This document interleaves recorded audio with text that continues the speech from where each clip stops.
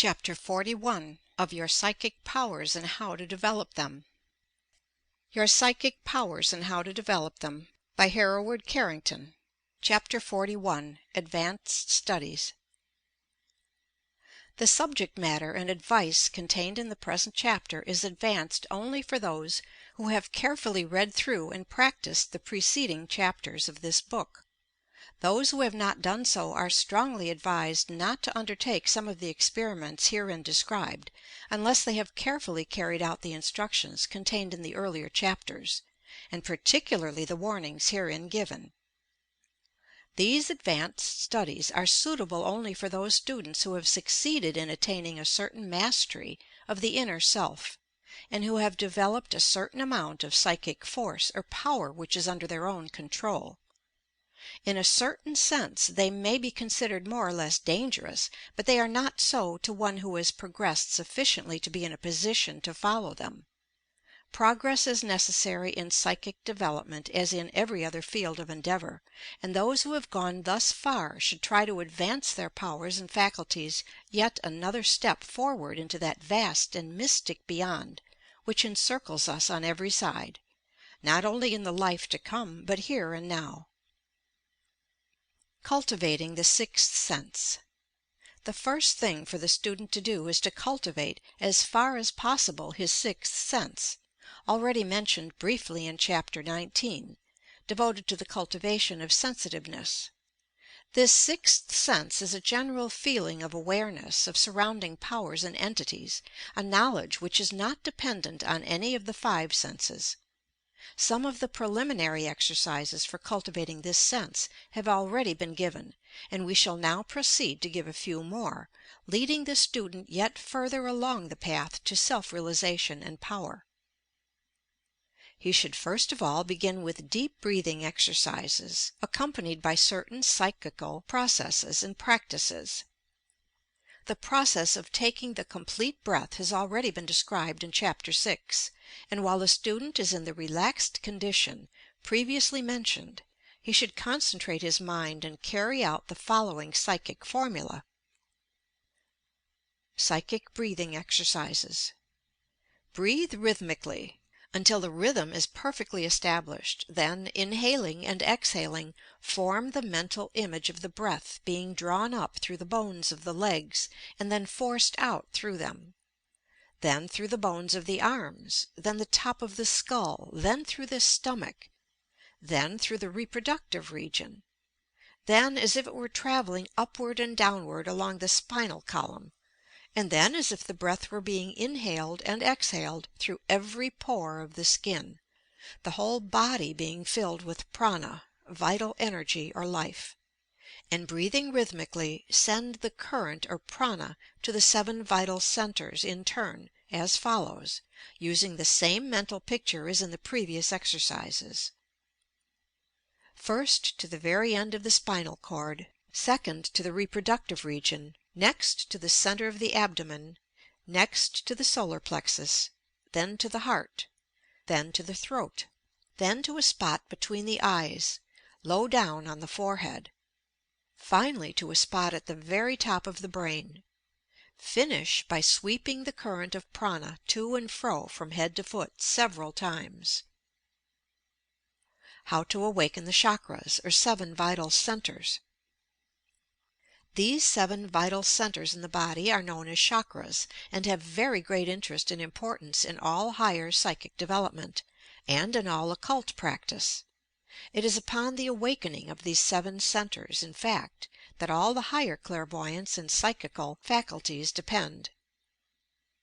They are supposed to be the links of connection between the physical and the astral bodies, and if they are not awakened in precisely the right order, and in the right manner, grave difficulties may result.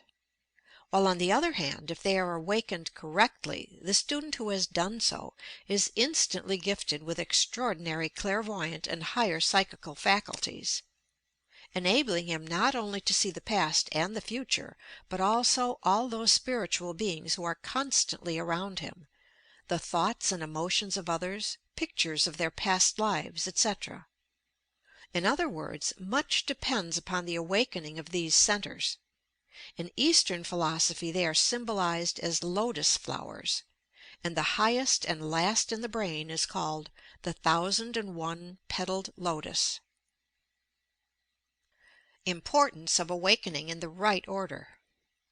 The vital energy which passes upward through these centers is symbolized as a fiery serpent, which in passing upward animates each in turn and wakes them into activity, and it is highly important that this current of energy should pass through each center in the right order, as before said. The sensation of warmth and a faint prickling as of pins and needles is felt at the moment of awakening each of these centers. In Sanskrit, the word Kundalini, literally meaning the coiled up, is employed. This serpent, when fully aroused and activated, leads not only to the awakening of the higher psychical faculties before mentioned, but also to others of a still more startling character. Swami Vivekananda, in his Lectures on Raja Yoga, page 91, gives the following psychical exercises, which should be practiced in connection with this psychical unfoldment and development. The sacred word Om and meditation. Sit straight and look at the tip of your nose. By controlling the two optic nerves, one advances a long way towards the control of the arc of reaction, and so to the control of the will. Imagine a lotus upon the top of the head, several inches up, and virtue as its center, the stalk as knowledge. The 8 petals of the lotus are the 8 powers of the yogi. Inside the stamens and pistils are renunciation. Inside of the lotus think of the Golden One, the Almighty, the Intangible, He whose name is Om, the Inexpressible, surrounded with effulgent light. Meditate on that. Think of a space in your heart, and in the midst of that space think that a flame is burning.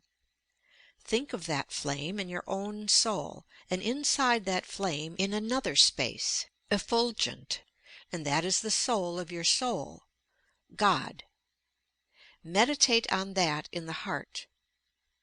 He who has given up all attachment, all fear, and all anger, he who has taken refuge in the Lord, whose heart has become purified, with whatsoever desire he comes to the Lord, he will grant that to him.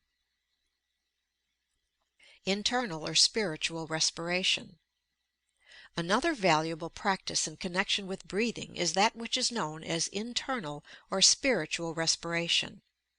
The idea is based upon the belief that in addition to our physical lungs there are also spiritual lungs, and that just as the physical lungs receive energy and are purified by the air we breathe, so also are the spiritual lungs energized and filled by the power of spirit, when accompanied by suitable psychical and mental processes. The power of the word Om, so often repeated in Eastern philosophy, may be perceived faintly by anyone pronouncing the word slowly, several times in succession, when it will be seen that it has a peculiar psychical effect upon the individual, and that it sets up remarkable rhythmic vibrations throughout the whole being, which become more and more noticeable as the word is repeated. This is the most holy word of the Vedas, or sacred books of the East, and its symbolic meaning is the Supreme Being, the Ocean of Knowledge, or Bliss Absolute. Seeing with any part of the body. One other valuable exercise which should be practiced is that of seeing, or endeavoring to see, with any part of the body, as though eyes were situated at any point upon which you concentrate your forces, and that you were actually looking outward from that point.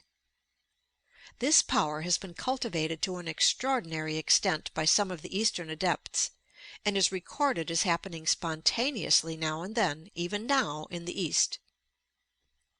The power is cultivated by an effort of attention, coupled by will, and should be preceded by the practice of traveling around the body in thought, mentioned before in this book, and then holding yourself consciously on one particular point in your circuit of the body, and concentrating yourself on that point. At this stage of your development you may begin to practice an exercise which would be of great benefit not only to yourself but to others also. After you have fallen asleep, and the astral body is thereby loosened from the physical body, you should learn to make use of this astral body during the hours of sleep, and send it on journeys to help those who may be in need of this help. You may, after a certain amount of effort, thus project the astral body, and cause it to retain full self-consciousness. When this has been acquired, this projected body can assist those who have recently died, comforting and consoling them, and can carry messages from such a person to those still living. It can assist those in danger and help along humanity in 1,000 different ways. When you have learned to project your astral body in this manner during sleep, you are known as one of the invisible helpers, and many persons are said to make it a business to perform at least one good action every night during sleep. The development of cosmic consciousness. Two remarkable psychical manifestations will result from these spiritual practices, if correctly and carefully performed. The first is the enlargement of the self until it attains a vast area, so to speak, which has been called cosmic consciousness by those who have experienced it. This consciousness is a step higher than human consciousness, just as the human is a step higher than the animal, and enables us to perceive truth and spiritual reality behind the universe, in addition to stimulating remarkable psychic powers. Such realities as the fourth dimension, which are usually quite incapable of being appreciated by our finite senses, are said to be clear and intelligible to those who possess cosmic consciousness, and the connection between spirit and matter is also clear to them. Power over animate and inanimate matter. The second remarkable development from the awakening of these higher spiritual faculties will be the greater power you possess over animate and inanimate nature. You will find that you exert a peculiar influence over all animals with whom you come into contact, and that they not only know and understand you, but if the animals are wild, they will not harm you in any way. It is stated that many of the yogis of India can walk uninjured through dense jungles filled with tigers and venomous snakes. These facts throw a new and interesting light upon the account of Daniel in the den of lions. Doubtless all the biblical narratives of this kind can be rationally accounted for, when we have acquired sufficient knowledge of psychic and spiritual science. Even the case of the 3 men who were cast into the fiery furnace and escaped uninjured. Several mediums have done the same thing on a small scale. Sir William Crookes has reported that he has seen the medium D.D. Home extract red-hot coals from the fire and hold them in his hands without injury. Similarly, the magicians or witch doctors of many of the savage tribes can walk over glowing coals or red-hot embers without being burned, after they have undergone certain religious rites and preparations. In addition to this, you will have increased power over inorganic matter, so that you can move objects without contact, with comparative ease, and cause phenomenal changes to take place in those objects. You will find that you have in an almost perfect degree the power of self-projection, that you can leave your body and enter the astral plane at will, exploring it and observing its denizens. Creation by the power of will. Finally, you will be able actually to create by the power of your thought forms and objects which are external and apparently objective. In other words, you will have learned to create by the power of the will, and this is one of the greatest achievements gained by the advanced student of the occult. Phantoms, apparitions, thought forms, etc., are created in this way. It is impossible at this time to enter more deeply into these questions. Higher exercises of this kind, to be explained fully as they should be, would require a further course of study, and it is my intention to follow the present work with a second one, which will contain more detailed advice as to the development of the higher psychical and spiritual faculties. For the present I must leave the psychic student here, at the end of his preparatory studies, wishing him success in his efforts in the attainment of psychic power. If the student will but follow the directions contained in the present work carefully, and at the same time pay due attention to the advice contained therein, he will be enabled to develop his psychic powers to a very great extent, and will thereby be fitted to undertake still more advanced studies, which will be taken up very fully in a subsequent work. The End. End of Chapter 41. Advanced Studies. Recording by Pamela Krantz. End of Your Psychic Powers and How to Develop Them.